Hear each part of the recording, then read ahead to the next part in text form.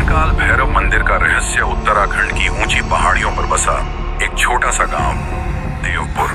गांव के पास स्थित था एक प्राचीन मंदिर, भगवान काल भैरव का मंदिर। इस मंदिर के बारे में गांव के लोग कई रहस्यमयी कहानियां सुनाते थे। कहा जाता था कि इस मंदिर में कोई ऐसी शक्तियां थीं जो आम इंसान की समझ से परे थीं। हर साल यहाँ हजारों श्रद्धालु आते थे, लेकिन शाम ढलने के बाद मंदिर का परिसर बिल्कुल सुनसान हो जाता था। कोई भी वहां रात में रुकने की हिम्मत नहीं करता था। गांव में 3 दोस्त थे, रघु, मोहित और संध्या। तीनों की उम्र 12 साल के आसपास थी और उन्हें रोमांचक और रहस्यमयी चीजों में बहुत रुचि थी। एक दिन रघु ने किताब में उस मंदिर के बारे में पढ़ा और उसने अपने दोस्तों से कहा, चलो हम भगवान काल भैरव मंदिर का रहस्य सुलझाने चलते हैं। मोहित ने डरते हुए कहा, क्या तुम पागल हो? हमें वहां रात में जाना होगा और गांव में किसी ने भी कभी वहां रात में रुकने की कोशिश नहीं की है। लेकिन रघु और संध्या की हिम्मत देखकर वह भी उनके साथ जाने के लिए तैयार हो गया। अगली रात तीनों अपने घर से चुपचाप निकल पड़े और मंदिर की ओर चल दिए। रास्ता सुनसान था और आसमान में बादल घिरे हुए थे। हल्की हल्की हवा चल रही थी, जिससे पूरा माहौल भयावह लग रहा था। तीनों मंदिर के पास पहुंचे और जैसे ही उन्होंने मंदिर का दरवाजा खोला, एक ठंडी हवा का झोंका अंदर से आया, जिससे उनकी रीढ़ की हड्डी में सिहरन दौड़ गई। अंदर खूब अंधेरा था, लेकिन उन्होंने अपनी टॉर्च निकाल ली। मंदिर के अंदर पहुंचते ही उन्हें महसूस हुआ कि यहाँ कुछ तो अजीब था। वातावरण में एक अनजानी ऊर्जा थी जो उन्हें महसूस हो रही थी। मंदिर के बीचों बीच एक विशाल मूर्ति थी, भगवान काल भैरव की मूर्ति। मूर्ति की आंखें कुछ इस तरह से चमक रही थीं जैसे वह जीवित हो। अचानक से मंदिर के एक कोने से हल्की सी आवाज आई, जैसे कोई सरसराहट हो रही हो। तीनों ने उस दिशा में टॉर्च की रोशनी डाली, लेकिन वहां कुछ नहीं था। संध्या ने धीरे से कहा, क्या हमें यहाँ से वापस नहीं चलना चाहिए? मुझे बहुत डर लग रहा है। लेकिन रघु ने उसका हाथ पकड़कर कहा, डरने की कोई बात नहीं है।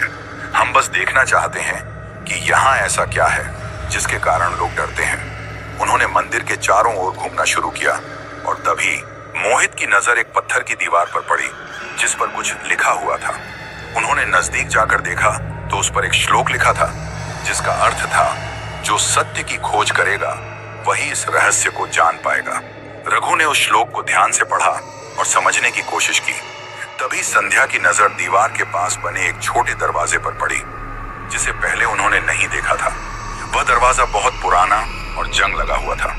रघु ने दरवाजे को खोलने की कोशिश की, लेकिन वह बहुत भारी था। तीनों ने मिलकर उसे खोला और अंदर झांक कर देखा। दरवाजे के पीछे एक गुफा थी जो सीढ़ियों से नीचे की ओर जा रही थी। तीनों ने एक दूसरे की ओर देखा और फिर बिना कुछ कहे सीढ़ियों से नीचे उतरना शुरू कर दिया। जैसे जैसे वे गुफा में नीचे जाते गए, उन्हें वहां की हवा और भारी लगने लगी। ऐसा लग रहा था जैसे उस जगह का भार उन पर पड़ रहा हो। नीचे पहुंचने पर उन्होंने देखा कि वहां एक विशाल कक्ष था, जिसमें एक और मूर्ति थी जो काल भैरव की तरह ही दिखती थी, लेकिन उसके चारों ओर कुछ अजीब सी रोशनी हो रही थी। उस मूर्ति के सामने एक पुरानी किताब रखी थी, जिस पर धूल जमी हुई थी। रघु ने उस किताब को उठाया और उसके पन्ने पलटे। उसमें मंदिर के इतिहास के बारे में लिखा था। किताब के अनुसार यह मंदिर केवल एक पूजा का स्थान नहीं था, बल्कि एक द्वार था, ऐसा द्वार जो दूसरी दुनिया की ओर खुलता था। जो भी इस द्वार के पार जाने की कोशिश करता, वह वापस नहीं लौटता था। तभी उन्हें पीछे से एक आवाज सुनाई दी। तीनों ने मुड़कर देखा तो वहां एक वृद्ध साधु खड़े थे। उन्होंने उन बच्चों की ओर देखा और मुस्कुराते हुए कहा, तुम तीनों बहादुर हो जो यहाँ तक पहुंचे हो, लेकिन जो आगे जाने का सोच रहे हो वह तुम्हारे जीवन का सबसे बड़ा फैसला होगा। रघु ने साहस जुटाकर पूछा, यह द्वार कहाँ ले जाता है? साधु ने गहरी सांस ली और कहा, यह द्वार काल भैरव की दुनिया की ओर खुलता है। वहां समय का कोई अस्तित्व नहीं है। वहां वह सब जान सकते हो जो इस संसार में नहीं जान सकते। लेकिन ध्यान रहे, जो भी यहाँ गया है वह वापस नहीं लौटा। संध्या ने धीरे से कहा, तो इसका मतलब हमें वापस जाना चाहिए। लेकिन रघु ने साधु से पूछा, अगर हम उस द्वार के पार जाएंगे तो क्या हमें वापस लौटने का कोई रास्ता मिलेगा?